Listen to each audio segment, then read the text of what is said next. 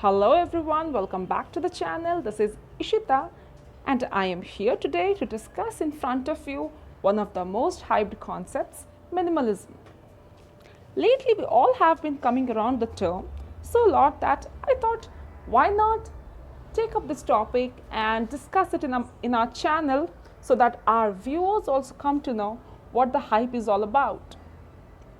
Friends, but before we start, let me clarify one simple point. This is not an academic content, rather, it's about your lifestyle. Because I think your lifestyle is what makes you. Now, minimalism as a concept is not about living with minimum things.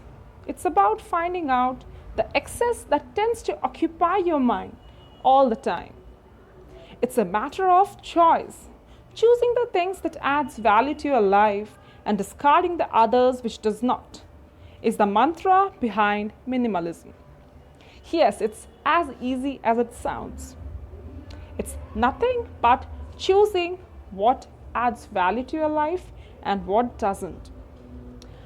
Let us dive into some of the tips which could make your life more minimalistic, or we can say in a simpler term, more zen. The first and foremost is to observe. Observation, as we all know, is one of the very important elements for beginning your voyage of minimalism. Unless and until we critically observe the stuff packed around ourselves, we won't be able to segregate them. Although observation does not mean merely looking around, but it has to be accompanied with our thought processes too. Once we are done with our observation, we have to try to eliminate the things which simply clutters our space and ultimately your mind. There are 4 ways for doing it. You can simply throw them away, donate them, sell them, or rent out. I know throwing things away is one of the most easiest of all, but it may not be the wisest. So think twice before doing it.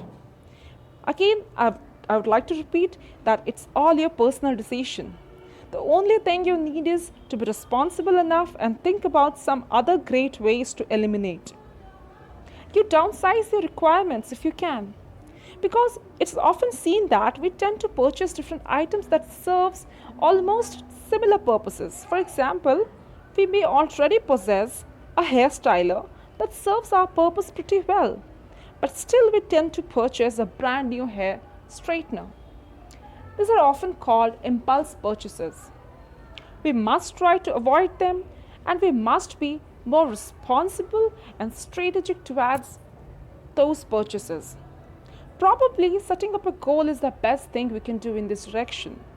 We should chalk out a budget constraint so that whenever we go out and plan of buying a new stuff, we think twice before it, that whether we really need it or not. Moreover, you should be also mindful of what comes in and what goes out from your home. We should always focus more on changing our buying and consumption habits. In an easier way, we can maintain a journal where we can keep a track of the stuff which we got rid of in some or the other way and the stuff which came into our house. Above all these tips and tricks, the most important is that we should never ever get overwhelmed about becoming a minimalist, because it would tend to keep a lot of pressure on our heads and it would turn out to be one of the greatest demotivational factor in our journey of becoming a minimalist. We should rather take it easy. We should not try to be a superhero in a day, because change won't happen in a day or in a moment. It takes time. Yes, it really does. Minimalism should not be taken as a project as many people do. That's the biggest mistake which could be done. So, the most important thing is that we have to take it as a way of our life. We should think of it as our lifestyle rather of taking it as a goal to be achieved. In that way, we could end up becoming a minimalist and enjoy our life at the same time. Books and intensive reading habits may make our journey a lot more easier. So, we should read out some really amazing books available in so many formats, be it your audiobooks or be it your hard copies or your ebooks. Anything is pretty fine. In that case, you think of starting your minimalist journey right now.